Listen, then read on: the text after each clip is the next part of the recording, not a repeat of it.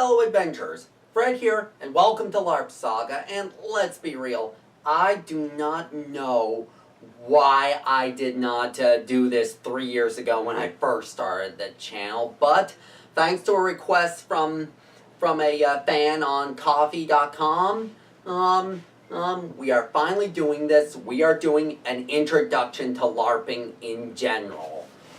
Starting from what it is and the various steps involved in getting involved in LARPing. So without further ado, let's dive into it.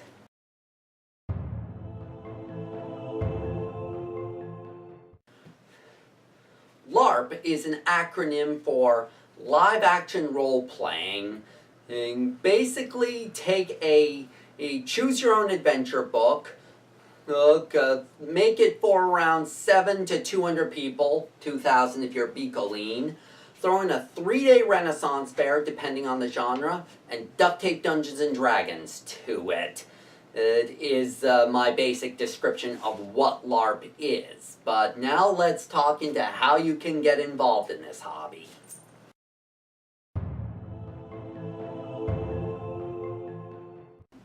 LARPs come in a wide variety of shapes, sizes, and colors of madness.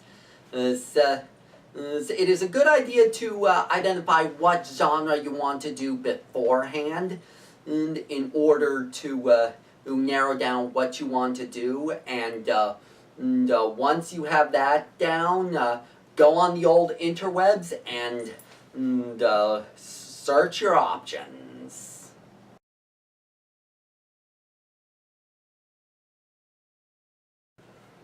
The first option is simply to seek out a LARP group in your area and join up, which is the easiest for most people, but is not going to be option for a lot of people depending on where you live.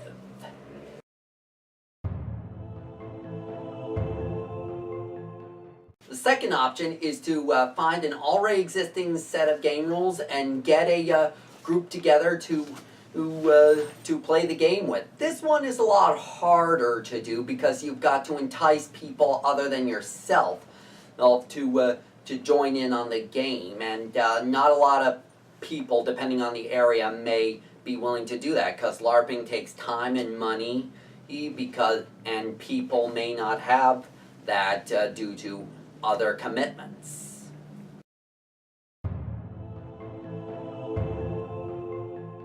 The third option should only be done if you are out of the other two options, and that is creating your own LARP from scratch. If you are feeling creative, ambitious, and not afraid to get in over your head, creating your own LARP can be an amazing experience, but a daunting one at the same time, because you've got to create the rules for combat, character creation, and let's not forget the lore of the game to fit a proper vision for the LARP.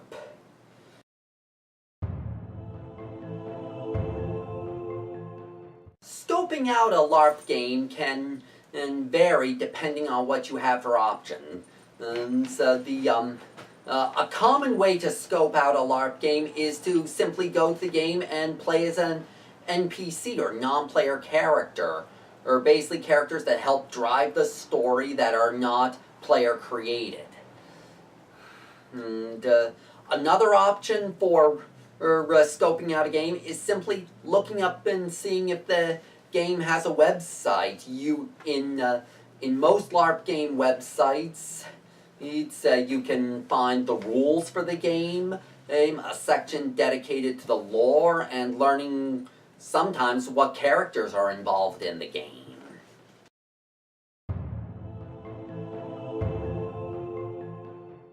Once you have settled on a LARP, you can begin the process of character creation. And many games take the process of character creation in a lot of different routes. Some are rigid and sometimes restrictive. Others are more free-flowing and flexible, allowing for a wide variety of customization. And whatever your game, you can usually find a lot of helpful people normally in your game's community that can help you create the character that you would like to create, be it a sneaky thief or spy, or a proud warrior, or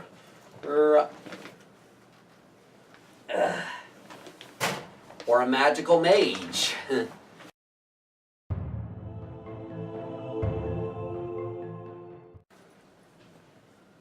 So you have your character created, you have your weapon depending on what LARP it is, and you have a whole world of adventure out there for you to explore. Go out there and have fun. And if I may give one last piece of advice to any new LARPers, don't be afraid to try new things. I got my start in vampire LARPs because it was the only LARP in my area, and I admit I was a little skeptical that I would enjoy this kind of game when I first got started. But as I got into it, I really enjoyed it, which wasn't something I expected because I'm normally not a fan of vampire lore and so forth. So those have been my tips on getting started in LARP. If you have any tips for Matthew or anyone else like him when it comes to getting started in LARPing, leave them down below. And if you enjoyed the video, hit the thumbs up button. And if you're new around here, be sure to subscribe and ring the bell to keep up to date with my YouTube shenanigans. And you can find links to my social media down below, as well as pages to support the channel. Thanks for watching, and I hope to see you on the trail of adventure.